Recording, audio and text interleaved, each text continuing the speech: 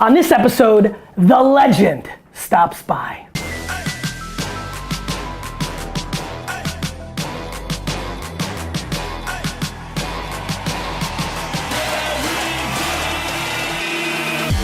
You ask questions, and I answer them. This is the Ask Gary V Show. Hey everybody, this is Gary Vaynerchuk, and this is episode 242 of the Ask Gary V Show. I mean, I don't really even know what else to say. Legend in the room. You know what I really like, Tony, and I'll just get right into it? Thank God for your documentary, because people realized that you cursed, and that gave me the air cover. People are like, oh, Gary, it's okay that you curse now. I'm like, thank God. I was pumped. People like tweeting, like, Tony curses like Gary. I'm like, yeah. I used to bring you to my talks so that people would feel good about me after listening exactly. to you, so we're doing the same thing for each other. Tony, for the quarter of a person that is watching right now on live stream and on the show that doesn't know who you are, why don't you give me the 1 second thing? And obviously today's a big day, new book. You look good in this shot. It's a good one. This is pretty quick. Your last money, it was a finance book. I didn't write a book for 25 years. I like writing books like I like selling my organs to the black market. You know, I hate it, but I really wanted to write a book that would protect people because, you know, we're in the 8th year of a bull market, second largest in history. Everybody knows a crash is coming. There's all this volatility. I like but this I want subject. to really protect people, but more importantly, show them how a crash is one of the greatest economic times in your life if you're prepared for it to leapfrog from where you are to where you want to be. So if you're a millennial out there and you got all this debt from school still, it's crazy. I know how stressful it must be for you. Bottom line is, you can literally jump during this time. Or if you're a baby boomer and you didn't get started till way too late and you think it's too late, it's not too late in these situations because the corrections provide opportunities like never before. And people just aren't prepared for it. So I have a partner named Peter Mallouk. Yep. He's been rated, he's the only man in history rated the #1 financial advisor in the United States 3 years in a row by Barron's, 2 years in a row by CNBC, and this year Forbes just came out with their first list and he's #1. So I want people to know I'm his partner, I'm on his board of directors, but he has grown his business from nothing in basically 2008. He grew it to $2 billion during the worst economic time because he warned everybody, there's gonna be a crash. Here's what you're gonna do so you don't lose money, and here's what you're gonna do so you make more money during the crash than anybody imagined. So with no advertising to $2 billion. Now when I joined him a year ago, our partners, it was $17 billion, and we're now at $23.5 billion in assets because this guy knows what he's doing. So I took the best of what I learned from the 50 best investors in the world, from Warren Buffett to Ray Dalio to Carl Icahn, shrinked it down into just something Really, by the way, yeah, nice size. Yeah, my last one was 670 pages. Yeah, different size, right? My whole focus here is destroy the fear with real results, with a real strategy, make it a playbook, and get people so they can really win. For my audience, I don't talk about this often, but I've mentioned it a couple times in the vlog. Both Wine Library, yes, my family business, and VaynerMedia were built out of horrible crashes. Yes. You know, I got involved in Wine Library full time in '99, and just as I started getting going, 9/11 happened and the 2000 crash happened, and VaynerMedia was started in 2009, right on the back of all the issues. So for me, I'm a big fan of this, and I will say one other tidbit. There's a lot of youngsters who are watching who are on the flip side, are not sitting with debt, who are making some money being influencers, have found themselves into some quick 50, 100,000. Nothing will turn $50,000 in cash into millions of dollars quicker than a bust. Yeah, that's absolutely so right. let me. Well, a bust that you participate in. Well, right. So like, so that's right. So here's something you might find this interesting. Yeah. I am sitting on more cash, and not because I've made more. I am actively sitting on cash right now because my hope is that there is a meltdown and I can buy things for 20 cents on the dollar, 5 cents on the dollar. How long have you been in cash? About a year and a half. Yeah. So you're a perfect person to chat with because I would have had the same mindset before. Yes. After interviewing all these people, I learned some really interesting facts. First of all, trying to time the market. Impossible. Yeah, and Warren Buffett said, impossible. Hey, listen, all these market forecasters you see on CNBC, he said their whole purpose in life is to make fortune tellers look good. Because no one can do it. That's exactly right. I can't do it. That I know. So, but logically you say, I'm waiting for the crash because it's going to come. But while people are waiting. People are making money. 100%. Unbelievable amounts of money. 100%. 250% since 2008. How about just since November with the president? It's 14.5%, right? So tell me how I'm doing this wrong or right. What I'm also doing with the rest of my activity, because it's not it's a piece of my wealth. I'm being ultra aggressive and driving the other way there and playing on both sides of the extreme. Yeah, I get it. The whole So like not secret, real estate or I like, get it. yeah. The whole secret is diversifying, That's obviously, it. and knowing where you're strong and where you're weak. But what people should know about the market, because it's really important, the stock market has provided, you and I know a million people that have made a fortune and then go broke. That's right. Whether it be an athlete or That's an right. actor or anybody of Unlimited that nature, people. Because no matter how, you never, what's his name right now? I just saw 50 Cent just went bankrupt. He made $100 million on vitamin water because he got a tip. He made like $400 million and broke. He's about to go through the divorce. What's his name? Pirates of the Caribbean. Johnny Depp. Johnny Depp made $750 million, $750 million, and they say he's going to go bankrupt now. He spent $30,000 a month on wine, so you should have got him. I got a couple pieces of that. But the point of the matter is, you don't earn your way to a fortune. The way you have a fortune long term is you make money your slave. You and I have done it through multiple businesses, right? But the other way to do it is through the investing. And I always tell people, no matter how great your business is, you should have a money machine on the right side of you with no employees, with no moving parts. It takes 15 minutes a year once you know what to do. That's what this is. But let's talk about the market for a second. People wait to try to time the market. Yes. So watch this. And first of all, you get a correction every year. People are overreacting, and I tell people the market never took a dime from anybody. Only you did that because you got fearful. Yep. So last year, since 1900, 116 years, we've had an average of one correction a year. Correction, by the way, for people who don't know, it is when it goes from a market high, you drop by 10% up to 19 and 99%, because at 20% or more, it becomes a bear market or a crash, okay? So we get one of these every year. So last year in January, worst January in the history of the market. I remember. $2.2 trillion meltdown. Yep. People are freaking out. Market drops 900 points in a day. All the wealthiest people in the world are at Davos. They go interviewed Ray Dalio, the number one hedge fund guy in the history of the world. And? A large hedge fund's $15 billion, he's $165 billion. You need a $5 billion net worth and $100 million to talk to him. Yep. I got him to share with me. They put him on TV. They say, what do we do? Is the end coming? He goes, it's a correction. He said, go read Tony Robbins' book. I explained a theory of how I made 85%. Did you sell some copies there? Sold like You're like, yes. But I got him to give me the answer. Yeah. He's made money 85% of the time in 75 years. But here's what you need to know. 80% of those corrections never become a bear market. They all correct back, just like last year. But if you sold, you lose. Of course. But then let's look at the crash. Crashes happen every 5 years on average. We've gone 8 without one. That's why we're due for one. And you're right to be somewhat prepared.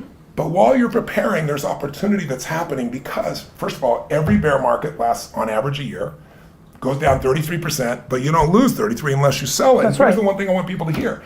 In 2 centuries of American business, every single bear market was followed by a bull market. So you remember 2008, people lost 50%. This is where 69%. This is where in the next Buffett 12 months. wins. Buffett's He got always talks about Buffett is it's such a great concept. I believe in it so much, which is unless you're betting on America disappearing, you will win. For centuries. That's it. And we're That's the going punchline. to keep growing. And by the way, every month on average, we have a new high. So when you hear it's high, oh my God, it's going to crash, it's high. But let me give you one more. Please. This is the timing, and this will maybe the payoff for you. Payoff is, I just did the JP Morgan Alternative Investments Conference in Miami. You have to be a billionaire to attend. You have to prove it with your net worth. There's 400 people there. It's an amazing group. JP Morgan did a 20-year study, and Schwab did one also separate. They found in the last 20 years, the S&P 500 gave you an 8.2% return. So you're doubling your money every 9 years. Pretty cool thing. But what they found was, if you were out of the market on the 10 best trading days in 20 years, instead of 8.2, you got 4.5, almost half as much money. If you missed the top 20 days, trading days, in 20 years, 1 day a year, you're doing what you're doing, trying to be the right timing, you got a 2% return. You might as well bet bonds. If you miss the top 30 days, you lose money. Makes a ton of sense. In 20 years. Makes sense. So the most difficult, the dumbest thing you can do is be out of the market, not you. No, I get it. I'm plenty in the market. Because I believe in it. And then also being prepared. So Tony, listen, first of all, one of my favorite things about you from afar, we get to hang once in a blue moon, random calls here and there, but from afar, you know what I love about you? You fucking hustle. Like, I feel like the book came out today, you're freaking everywhere, doing your thing, that's what you're good at. We have a very large audience you're good. I know you're good at what you're doing, but here we have a real awesome opportunity because I think we're going to go deep in a narrow field. Yeah. So the majority of these people, I don't think are looking at the stock market. I even look at the characters here. The way they think the way they're thinking about the stock market, so different. In a world where you might not have cash and where you might have debt, or if you're not even in debt, you just don't have a lot of cash. talk to me about somebody sitting with $10,000, which, by the way, for a high percentage of this is still a ton. Correct. But is there anything that, if they have $1,500, should they be out of the market? Like, what do they, like, I know we're going very, very, very micro here, yes. but I actually want to bring value. I wanna My do it too. payoff is actually bringing value to everybody watching. I'm gonna Go do the ahead. same thing. I give an example in the book here. And I'm gonna take a phone call. Get ready for phone calls. Chris, you ready? Yeah. All right. So forget just the $10,000. What matters is the system you put in place. The shit you do randomly every now and then because you got money is not going to help you much, right? So Especially if it's a fucking fat whip or a watch. Yes. I don't even want to start. So the number one most important financial decision for everyone watching, everyone in this room, really, we all know you got to become an owner instead of somebody that is constantly, utilizing products. In other words, if you have an iPhone and you don't own Apple, what's wrong? You're a consumer. You're not an owner. You got to become an owner. How do you do it? Every person in this room has got, regardless of whether you think you have the money or not, to make the most important financial decision, which says to be an owner, I have to take a percentage of my income and no matter what, off the top, automate it so I don't see it, put that in an investment account. Now, what's the number? You might say, I can't, Tony, I'm starting my business, I'm strapped. I tell all business owners the example of a gentleman, true story, Theodore Johnson, 1950s, works for UPS, guy never makes more than $14,000 in a year. He retires with $71 million. He gives away $35 million while he's still alive. So good. I need to How read is that that. possible? A friend of his did what we're teaching. Comes to him and says, I'm gonna make you rich. He goes, I'm not rich, I make 14 grand a year, right? He says, I'll make you rich, I'm gonna put a 20% tax on you. He goes, what are you talking about? I can't pay my bills as it is. He said, listen to me. Adjust. If the government gave you an additional 20% tax, you'd bitch, you'd yell, you'd scream, and you'd pay it because you have to and your brain adjusts. But that money goes in this investment account. The compounding of that account made him $70 million and he never made it than $14 million. Andy, do you have Facebook stock? Because of all the chatter we always have in here? Like, that's the punchline, right? Like, we know, because we live in this world for the last 3 years, I've been yelling, and Andy will tell you, not yet, that just buy, we know Facebook's underpriced. Like, that's even narrow. But here's what you gotta be careful of. And this is something Ray Dalio taught me, one of the smartest men on the face of the earth. He said, Tony, I don't care what it is you know. You're gonna invest in what you know because you have certainty. Of course. Right?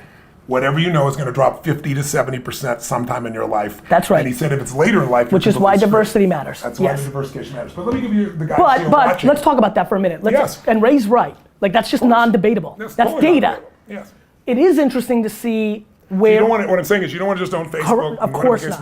You've got to have across the board Of course. because you say, I want to have the best one, I want to have Facebook. There is an interesting debate that if you're actually knowledgeable about a sector, Yes. and you're only putting $2,000 to $4,000 a year to work, that's an interesting debate. It's an interesting And by the way, debate. And by the way, when Netflix you're and this Amazon, young, when yeah. you're this young, you can also be more heavily oriented stocks. You can take more Sure. losses because you have more time. But think of it this way. Just go back to compounding as a simple example. Guy in here, I talk about Ready. the book, 19 years old. Dad convinces him to save $300 a month, $4,000 a year. So it's within the range of anybody here you're talking about, Yep. right? Guy starts at 19, stops doing it at 28. He only puts in 35 grand. He puts it in the market. And the market's grown 10% over 30 years, but let's use 8% to be more conservative. Last 20 years has been more 8%. At 8%, that'll grow to 941,000 without another dime. He'll have $1 million off of $50,000. You're preaching. But on the other hand, his best friend waits till he's 29. He does the same thing, but he has to keep investing to 65. He puts in almost 180 grand. He doesn't get the $1 million. Yeah, the math is the math. You got to get in. All right, you got some? Go ahead. So, you're By the way, inspired now? I want to tell everybody, by the way. It's gonna work. I want to tell you guys, You're by gonna the way. remember this interview your whole life. Let's go. I want to tell you, by the way, for everybody watching, this book, my last book, I donated 100% of the profits, $5 million. I'm doing the same thing with this one. We fed 100 million people between my donation and the additional donations I made in 2015. 100 million people last year through my partnership Feeding America. We're going to be 100 million people. 100% of this goes to that. We're going to feed 1 billion people over the next 7 years, to give you an idea. It's pretty cool. It's pretty cool. And it's all coming from the book. While Chris is trying to figure out how to dial a phone, talk to me real quick about the Netflix documentary Impact. I try to trade culture and attention. Yes. I could taste it in the ecosystem. You've been a known brand for decades. What was the impact of that documentary? Huge. It's huge because it's taken, I decided to put it on Netflix because it immediately put me in 172 countries and they translated it for all those languages. Huge. So the level of distribution, Global. and it's free. You're already there. People are already on Netflix and it got 5 stars and it took off like crazy. So the concentrate, I went to the fight with Diaz versus, oh, there you go. Here we go. I went to the UFC fight, and it's like We'll pick it all up these young after. guys coming up to me that Yep. normally wouldn't know. That are like, This is Gary Vaynerchuk, and you're on the Ask Gary V show with Tony Robbins. What's your name, and are you excited? Holy shit. Yes, I'm so excited. I'm a huge fan of both of you guys. This is absolutely incredible. My name is Brandon Dendis, and I'm coming from Denver, Colorado. Love it, man. What's your question? So it's a little bit off topic. I mean, That's you guys okay. are talking about We adjust. marketing right now, but both of you are a huge advocate for gratitude, and that kind of, delivers your energy and how you guys interact with, everyone, The world. especially you, Gary, on social media and stuff like that. So my question for you is, like, how do you become Grateful? So grateful, yeah, exactly, to have this energy, especially from Tony's position of just like, I dove into your documentary on Netflix, and that was actually the first time I was exposed to you. Actually, my father, who owns an independent agency in Connecticut, very successful, he quoted you as a huge inspiration. So I kind of dove into your content and fell into kind of your hands and your guidance. So They're big ass I do hands too, by the way. respect Jesus. So go ahead. Well, listen. Thank you for the question, Tony. Your question is, how do you create the gratitude? I'm not quite clear. Yeah. on the How do you? question. Go ahead. So how do you become so grateful, and because of that you live a life of I think this is a great first question, Brett. Thank you so much, because I actually think he nailed it, which is, I actually think he's right. Like in what I see in you and from others, like gratitude, it's incredible what gratitude does. Well, the two things that mess everybody up are anger and fear. When you let them dominate you, you're in trouble. And you can't be angry and grateful simultaneously. It's the antidote. It's the only antidote that really works. And you can't be fearful and grateful simultaneously. So for me, to answer his question, I don't hope I'm going to be grateful. I have a system like anything in life. If you're a great pilot, you know how to fly a jet, you still have a checklist. Because if you miss the checklist, the consequences are too big. So I'm not a big meditator. My meditations have been active, it's been physical, it's been in nature, it's been ripping things open, it's being on stage. But I started a few years ago doing what I call priming. And what priming is most people think their thoughts are their thoughts, when really your thoughts have been primed by the environment. That's why you want to create the environments like you create and I create, because it makes you be your best. But specifically, there was a study where they took a group of actors, they had them go out to 200 people, and the only thing different, they walked up to each person, and the only thing different was they held a cup of coffee. They walk up to you, a stranger, and go, "Would you hold this for a second?" They look down so you can't say yes or no, and you'd end up taking it. They get their phone, they adjust it, they take it back and say thank you. That's the whole thing. Same facial expression for every person. Only difference, half got an iced coffee, the other got hot coffee. Now, 30 minutes go by. They send out an assistant, a research assistant with a clipboard, and they come up to these same individuals and say, if you give us 2 minutes of your time, we'll give you $20. Will you just read these 3 paragraphs and tell us what you think of this character? There's a couple questions. They read the 3 paragraphs and they say, what do you think of the main character in this little story? 81% that were given iced coffee say the person is cold and uncaring. 80%, a 1% variance of those who are hot coffee say the person is warm and connected and caring, with nothing else but coffee 30 minutes earlier, ice cold. I could tell you 50 of these. So what I do is I get up every morning and I make a radical change in my state, and I have a simple deal with myself. I prime for 10 minutes every day. Because if you don't have 10 minutes, you don't have a life. There's no 100%. excuse. So I come in, I do this radical breathing change, these 3 sets of 30 breaths where I bring the air in and explode it out my nose, because I'm sure you know from Eastern philosophy, the breath is like the string on a kite. The mind is the kite. Yep. You can change the mind through breath. Yep. So I do this radical breathing, takes a minute. Then I do 3 things for 3 minutes, really simple. I take 3 minutes and I focus on 3 specific individual things that I'm grateful for, but I don't think about them intellectually. I step into the moment, Yep. remember it, Yep. feel it, and so what it does is it activates it not as a Yep. thought, but as a biochemistry. Then I do 3 minutes of prayer and blessings, starting with my family and moving out to everybody, my clients, friends, people I meet. Yep. And then I do 3 minutes on what I call 3 to Thrive, where I focus on 3 important outcomes that I have that I want to accomplish, but I don't think about want to accomplish it. I see it, I feel it, the experience is done, I feel grateful. I often That's your move. I actually go 15 or 20 minutes after because it feels so good. But what's happened is now you're primed. You're Yep. not hoping you're in prime time. You are in prime time. And to me, that's how I do it. And once you prime yourself, you start noticing things to be grateful for all the time. And when I asked Sir John Templeton, the first billionaire investor, international investor in the whole world, started with nothing, built to that. When I asked him, I said, what's the secret to wealth? I'll never forget. He looked at me and smiled and he said, Tony, it's what you teach. And I said, well, I teach a lot of things. Which thing? And he goes, gratitude. So he goes, you and I, how many billionaires do you and I know that are miserable human beings and they're so unhappy? He said, they're poor. And if you've got $1 billion, but you're frustrated and angry and sad all the time, your life is frustrated, angry, and sad. How many people have nothing, but they're grateful for their family or for their health, and they're there? So that is the game. It really is. To me, it comes down to its cousin, which is perspective. Yes. So I do something very similar. Every single day, I make pretend that my mother, dad, sister, brother, wife, or children are killed. Now I know this is a different version of it. I know, you didn't expect that one? I love you, crazy son of a bitch. I know it's a little different. Yes, they get stabbed in the eye and then they take out the groin. Like it's sometimes even in detail, but I will tell you, it's very fleeting.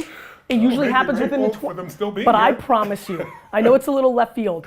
It's insane what that perspective does for me. Yes. Nothing, and I feel it. It's contrast. And I feel it. And I feel it in my works. soul. Contrast and it just makes every bad thing. And by the way, and I'm sure for your business, when you're the last line of defense, you know how they say occupation on the doctor form? The last time I filled it out, I said firefighter.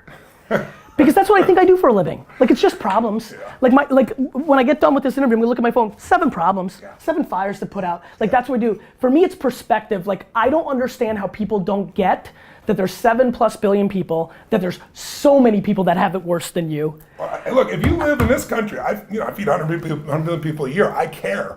But if you live in poverty in this country, you're the 1%, you're not the 99%. I know. 2/3 of the planet lives on $2.50 a day, $900 a year.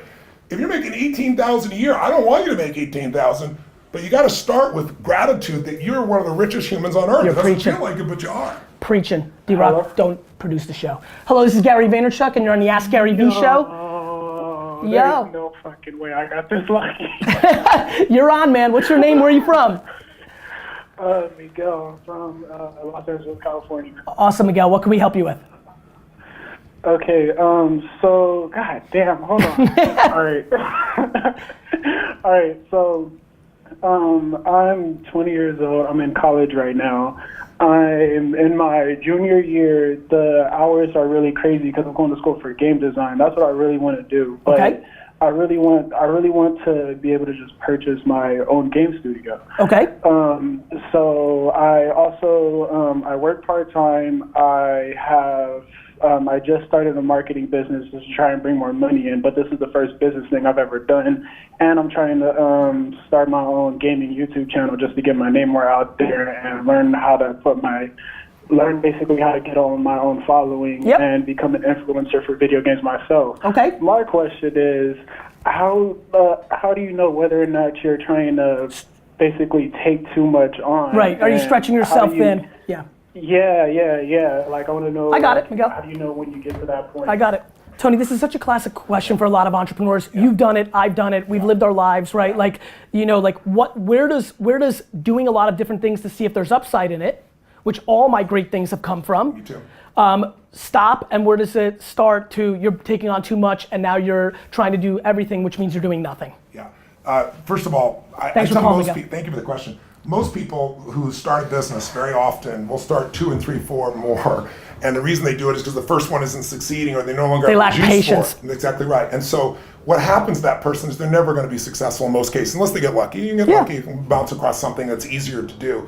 But most people are always looking for that next level. What my view is it's great to test all these things, but you got to find what is your flagship. What is it that you're going to commit your soul to? Because if you don't do that, the inevitable challenges are going to come up and you're going to then move on to something else that's more 100%. enjoyable. And so the other thing I look at is business is about constantly, not only adding such massive value, doing more for others than anybody else, but it's also simultaneously about your own psychology. It's your ability to go through thresholds of control.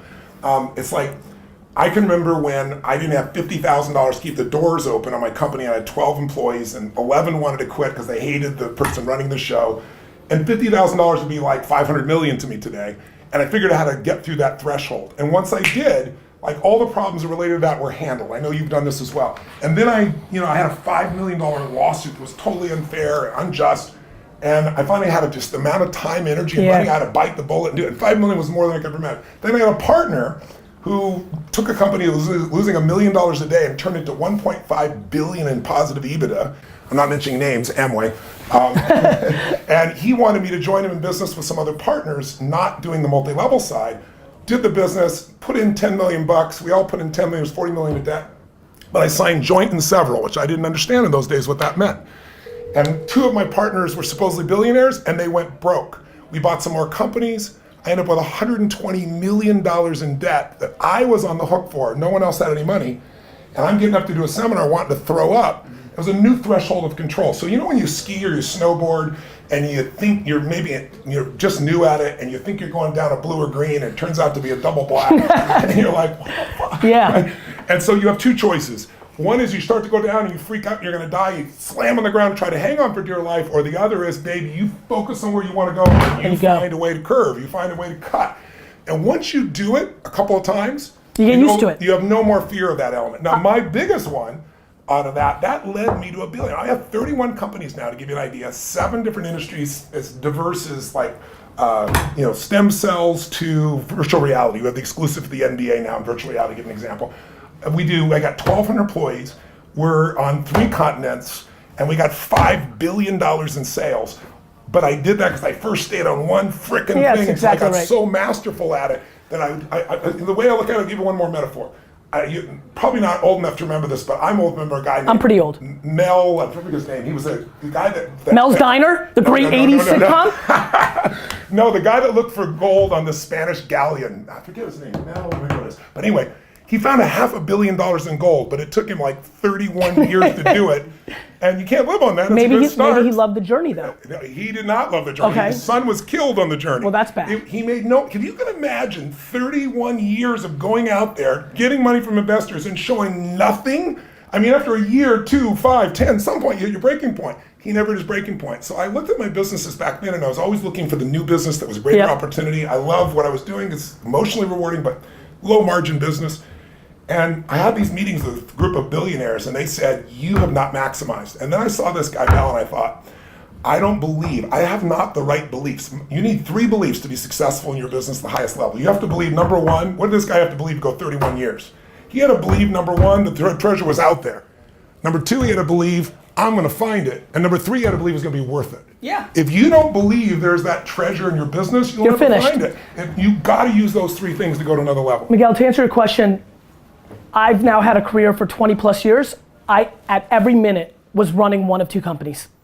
Wine Library or VaynerMedia. There was never a day in my life where I didn't have something that I called the 80% of what I do. That's right. It's exactly what you were saying. Yes, I call it the meat, the main dish. You can go and have side dishes, and if your steak is perfect, you'll always be able to absorb the losses because they're smaller losses. And then when something over here becomes bigger, you can turn that into the main part, and that could become the steak. Too many people have all side dishes and no steak. I always say something else about it too. Let's do another phone call. Massively overestimate what they're going to do in a year, and they underestimate what they can do in a decade.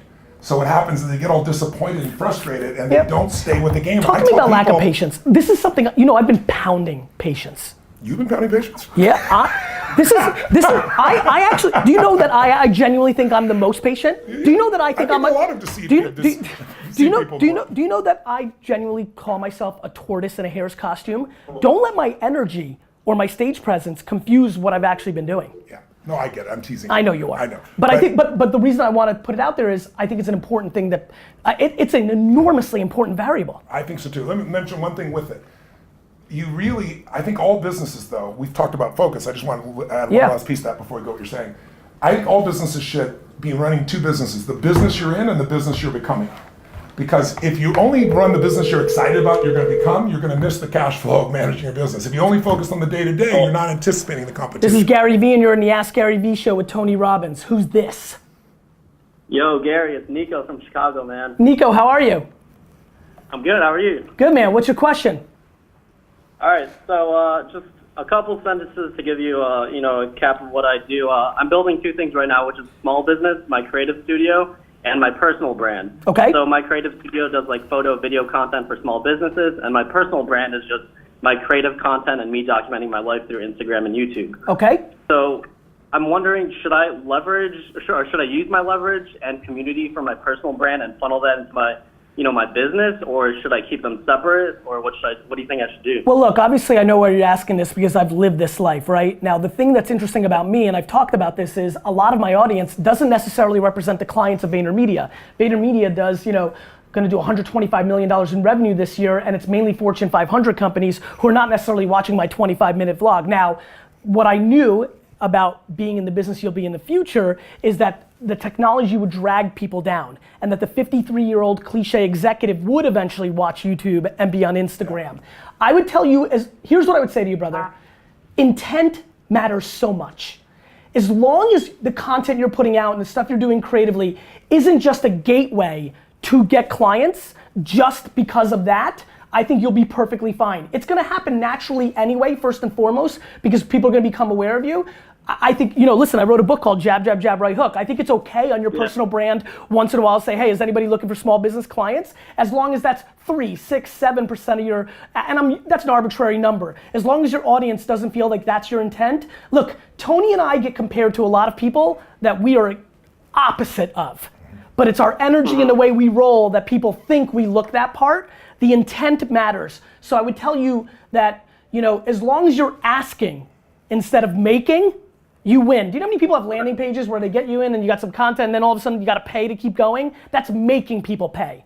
Putting out good stuff to the world and then maybe some of it coming your way. Jab, jab, jab, right hook was give, give, give, and then ask. Most people interpret it as give, give, give, and then take. That's a very big difference. Like that. Okay, so my first brand is like the complete, it's exactly what you're describing. It has nothing to do with my business. It will work. The shit that I enjoy. It will work. If you compare it to Casey, dude, that kind of shit. do you know how many people have given me business because I'm a Jets fan? That's real. We connected on the Jets, but it became absolutely. Speak your truths, have pure intent, work hard, a lot of good things happen. And by the way, I heard your structure, your strategy's on point. You've got an 80% stake, you're building personal brand over at 20, you're doing YouTube and Instagram today as we record this, that's right. Yeah. So you've got every piece in place. Keep going with your intuition. All right, thanks brother. Thanks, I love you, man. Love you too, thanks, man. Tony. All right. Bye. Tony, while we transition, we'll get one more question in here. What's going on with you in social media? I remember very, very, the last time I reached out to you, I got inspired. I called you and I said, bro, Snapchat. This was 15 months ago. Yeah. Talk to me about your journey on that. And one other thing that we have to do before we leave, I've never asked you this, and I think it's really funny to ask here, and you may not remember. I will never forget being at South by Southwest 2008, 9, or 10, and I get this email and it says, Anthony Robbins. And then it's a voice email. Yes. And I'm like, I don't know, click. It's like, Gary, Tony Robbins. And I'm like, holy shit. I don't know if you recall that. Yes, I do. But what I'm curious about is, do you recall why you wrote that email? I don't remember that in particular, but I use audio emails much more than regular emails because context. You hear your voice, impact context, so you can't get that in a normal email. Plus, if it's a couple lines, I'll type it, but if it's something has emotion to it, I want somebody to hear it so I can connect to them as the piece there, so that's it. I love it, I love it. All right, let's go to this. And I'm not letting you off the hook. I want to know what's going on with you in social. Oh, I'll answer that question. We'll see if this person. You got it, go. Hello. Hello, this is Gary Vaynerchuk, and you're on the Ask Gary V show with Tony Robbins. Fucking hey, it is Gary V. It is! Question for you, brother. Who's this? This is Doug, Austin, Texas. I love it, man. My question for you is how can I possibly thank Gary V for pushing me through all these years? Started with 2007. I'm looking at my 101 wines right now, signed by you. Know your pal. You were in Austin with a book signing. Tony, loved you in Shallow How.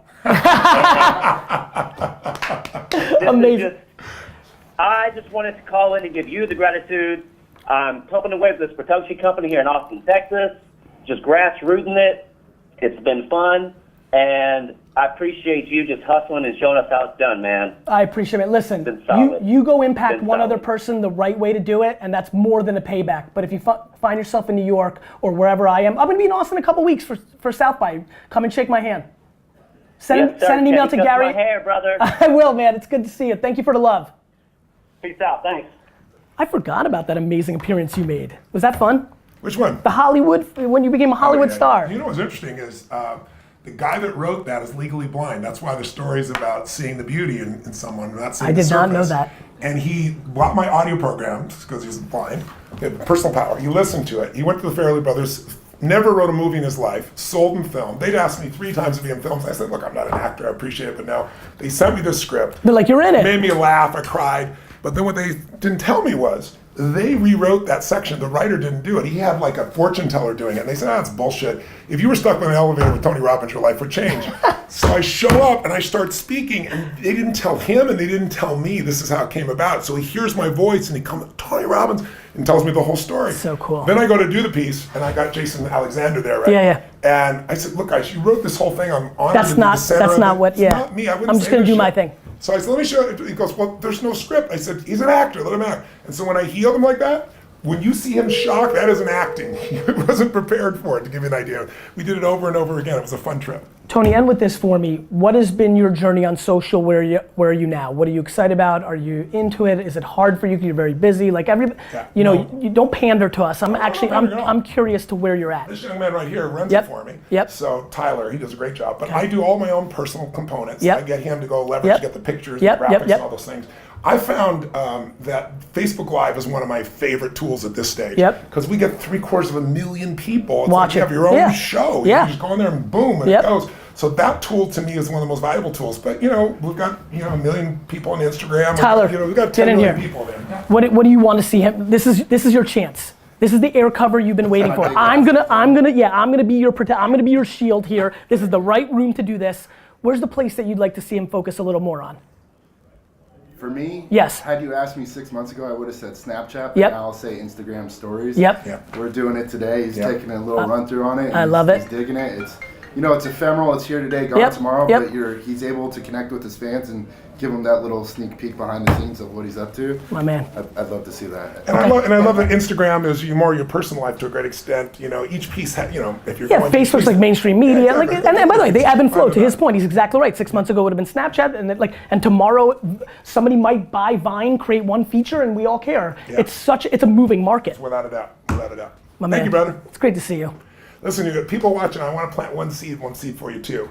Both of us have achieved a lot. I'm sure many of you have achieved a lot too. Success without fulfillment's the ultimate failure. This guy's very fulfilled. That's why he works 24 hours a day. His whole hustle is that it fulfills him. Same thing with me. If you don't find what fulfills you, all the achievement's worthless. I had a really cool conversation, and I talk about it at the end of the book here, because money is not going to make you happy. It'll give you resources, it'll give you tools, but you got a 2 million-year-old brain that's always looking for what's wrong because it's trying to make you survive. If you're going to override that, you've got to learn what it is that's going to fulfill you most. And if you discover that and you pour all of your juice into that, forget the money. The money will be fine, but what you really will have is an extraordinary life. That's what this character has done for himself, because he lives it every single day. I live it every single day. There's nothing short of that that's going to give you what you want. So hope when you read this, you'll also find there's pieces there about how to master the mind, because this is what messes this up. You can be a billionaire and be This is miserable. the game. This just is the like operating bots. system, baby. We're the only creatures on the planet that can think a thought and make ourselves miserable, or think a thought and make ourselves euphoric. So take control of your mind. That's really the end of the game for you. That's how you'll serve others. 2 things. You got to ask the question of the day. That's what every guest does. So you get to ask a question, and there'll be thousands of comments on Facebook and YouTube. So give that a thought of what question you want answered. Okay. Number 2, I'm about to take a picture with this man. I'm going to give away 100 copies of this on Instagram over the next 24 hours. Cool. That's exciting. Question I have is, what is your definition of a magnificent life? I'd really be curious. Like, Oh, we're gonna what's get some your good stuff. criteria for a magnificent life? Which to me is life on your terms. It's different for everybody. I'd love to know what yours is. I'd love to see the variety of people. Thank you, brother. My pleasure. Good seeing you, man. You keep asking questions, we'll keep answering them.